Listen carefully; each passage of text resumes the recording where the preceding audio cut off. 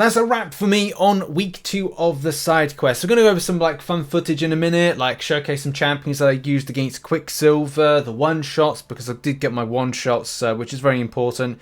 Is it a little bit stressful this time around for this side quest? Kind of. I like the fact Kabam have added this extra kind of like challenge to it, where you have to literally just like, you have to do it in one try. And it's like, if you kind of like, oh great, I've got to revive, then it's like, oh damn. I did actually forget to use my all science team, whatever a science team is, science team for my level 5, which I do have to go back and do, which is it there, the threat level 4, 5? No, I think it's up here actually. Yeah, threat level 5. I've got to go back and do that. Sadly, I completely forgot to use a science team on it. But that's something I got to go back and do. I just kind of wanted to try out some counters. I wanted to do a one shot with one champion, and that wasn't the team. That wasn't like an all cosmic team.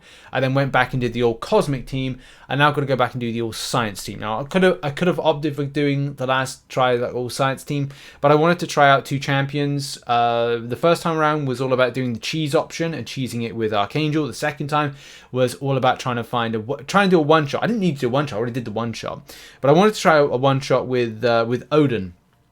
And it's what the all cosmic team, but we're going to see the footage of that in a minute. And Odin's actually a really effective option if you're looking to get like your one shot and as well get the cosmic one done at the same time. It's a really viable option. But less talking, more kind of showcasing. So that's what we'll do. We'll kind of get the footage up in a second and talk over it. I must say, in a bit of a weird rarity, I had some good AI. It doesn't normally happen when there's decent inputs and decent AI with kind of like flow and function. So I was just getting relaxed into this particular fight here.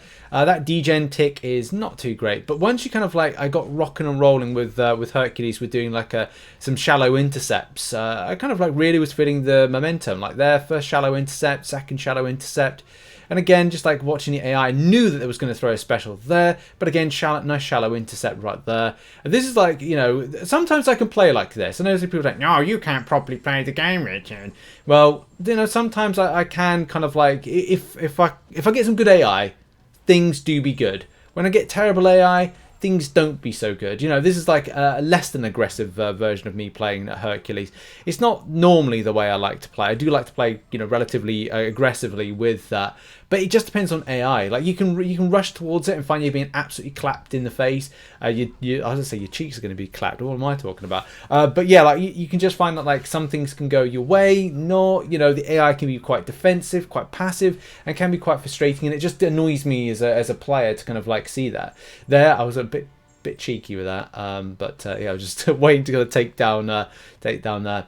I did actually experiment a few champions like Corvus Glaive as well. Not too great because as well with the current bug with how the evading True Strike. I was gonna like try and do True Strike with this, but look, the options is options. I should run Corvus Glaive or certain champions with Suicide Masteries, especially maximizing any kind of damage you could do with Corvus, and that's kind of an OG. They're like using Corvus nowadays is more of a classic thing. It's kind of a classic element to Marvel Contest Champions. People remember back in the day, don't know, using Corvus Glaive as stuff. Using a bit of Quicksilver, why not? I haven't actually played much Quicksilver, the reason being this is an Alliance Wars season defense option. So sometimes I get to play with it, sometimes I don't. Trying to kind of build up my whiplash is very important. Maximizing through SP1 rotations, heavy attacks, and medium attacks to try and like build up, velocity on the champion. It's nice to kind of break up certain champions and kind of like get just to kind of get like retrained on stuff really, and building up champion momentum when it comes to Quicksilver, doing lots of damage, doing nice SP2, that kind of stuff. It's just just nice to do that. Nice to kind of break out a champion. I would have used Quicksilver against the Quicksilver. Use the Quicksilver to destroy the Quicksilver based on the slow debuff. But I just kind of like I think this is the. Is this the time I planned? No, this is when I plan to use Archangel as being my kind of takedown option. So I'll show that in a minute. But it was certainly nice to kind of like, play a little bit of Quicksilver. Sadly, I think the AI has been quite receptive. And this is the thing I'm talking about. Like, sometimes AI good, sometimes AI, boom, bad. Like, but I could have played that a lot better than I did. So using Apocalypse, I think I tried like on the left side of doing something and it didn't pan out so well, and that's why I've got to do the science chapter again. But Apocalypse was important because I needed to kind of test out some stuff, and I can't remember if this run I made a mistake, but I've chosen some specially curated clips of stuff that happened within it. So you know, it's important to kind of build up Apocalypse.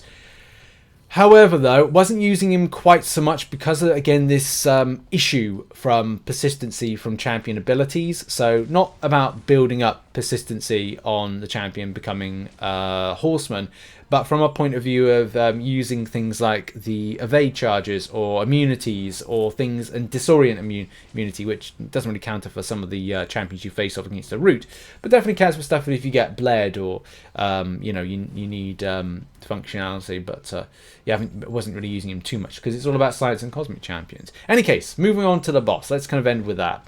So yeah, it's got ebb and flow intercepts. You've got to intercept, fight or flight, so be far away and stuff like that.